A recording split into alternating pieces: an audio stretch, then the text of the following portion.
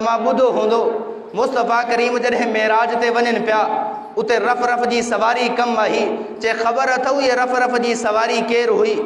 चए तो ये रफ़ रफ़ जी सवारी पीरान पीर अब्दुल कादिर जीलानी रहमतुल्लाह अलैह।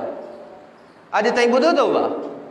पीरान पीर अब्दुल कादिर जीलानी रहमतुल्लाह अलैह कई हज़ार साल बाद पैदा थियो। मुस्तफ़ा करीम के मेराज कई हज़ार साल पहिरियां थिए थो।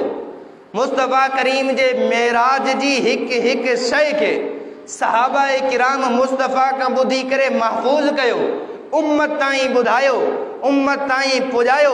लेकिन कई हिकिड़े सहाबी भी इहा ॻाल्हि कोन कई जो वह रफ़ रफ़ जी सवारी पीरान पीर अब्दुल कादिर जीलानी हो।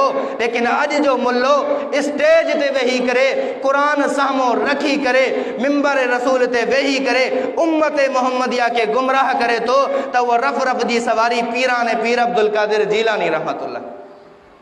इन खां वधीक ज़ुल्म छा थो थी सघे? अस्सलामु अलैकुम रहमतुल्लाह। जाहिल किस्म जा मुला, जाहिल किस्म जा माण्हू बे इल्म, इल्म खां खाली, अकुल खां खाली इतराज़ कंदा। कहिड़ो?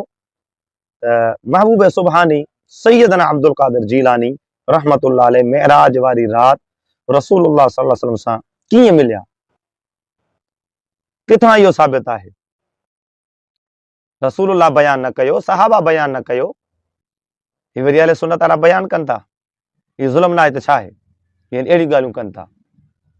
हालांकि हिन जो तफ़सीली जवाब असां ज़रूर ॾींदासीं, पर अल मुख़्तसर जेकॾहिं महबूब सुबहानी पाक जो मेराज वारी रात अचण जो इनकार आहे ऐं बयान करण वारनि खे नऊज़ बिल्लाह मशाइख़ खे ज़ालिम या कूड़ो थो चवे त उन खां पहिरियां पंहिंजे वॾनि जा किताब पढ़ी वठे हा, पोइ एतिराज़ करे हा। जेकॾहिं इन जो इनकार थो करे, इनखे ज़ुल्म थो चवे, कूड़ थो चवे, त पोइ सभ खां कूड़ो अशरफ अली थानवी चइबो, जंहिं इमदादुल मुश्ताक में अहिड़ो ई वाक़ियो लिखियो आहे, जंहिं जमालुल औलिया में अहिड़ो ई वाक़ियो लिखियो आहे इमाम ग़ज़ाली जे नाले सां। इमाम ग़ज़ाली अलैहि रहमा, जेको अञा पैदा न थियो आहे, मेराज वारी रात रसूलुल्लाह जो दीदार थो करे, रसूलुल्लाह सां मुलाक़ात थो करे ऐं हज़रत मूसा अलैहिस्सलाम सां हम कलामी थो करे। मूसा अलैहिस्सलाम सां ॻाल्हाए थो, मूसा अलैहिस्सलाम हुन सां ॻाल्हाइनि था, रसूलुल्लाह सल्लल्लाहु अलैहि वसल्लम जी ज़ात बाबरकात इमाम ग़ज़ाली सां ॻाल्हाइनि था। इमाम ग़ज़ाली ख़िदमत में आयो आहे, जेको अञा पैदा ई न थियो आहे, कीअं आयो? रसूलुल्लाह बयान न कयो, बयान कयो आहे त तव्हां साबित कयो। अहादीस में जेकॾहिं आहे त साबित कयो, सहाबा जेकॾहिं ॿुधायो आहे त साबित कयो, ताबईन जेकॾहिं ॿुधायो आहे त साबित कयो। पर जेकॾहिं न, त हेॾो वॾो ज़ुल्म तव्हां किताबनि में कीअं लिखियो आहे?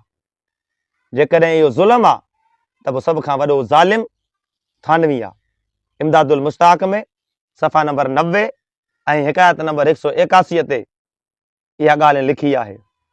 कीअं पहुतो मेराज वारी रात? कीअं मुलाक़ात कई जेको अञा ॼाओ न आहे? इन जो जवाबु ॾियो।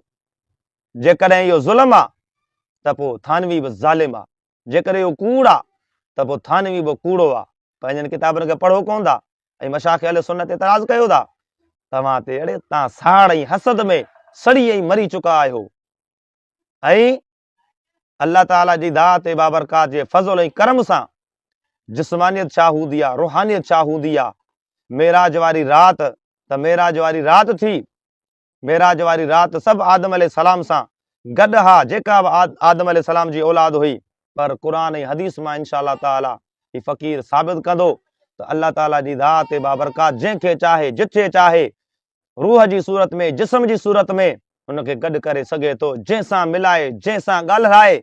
अल्लाह ताला जी ज़ात बाबरकात जो शान आहे, रब्बुल आलमीन उनखे मिलाए सघे थो।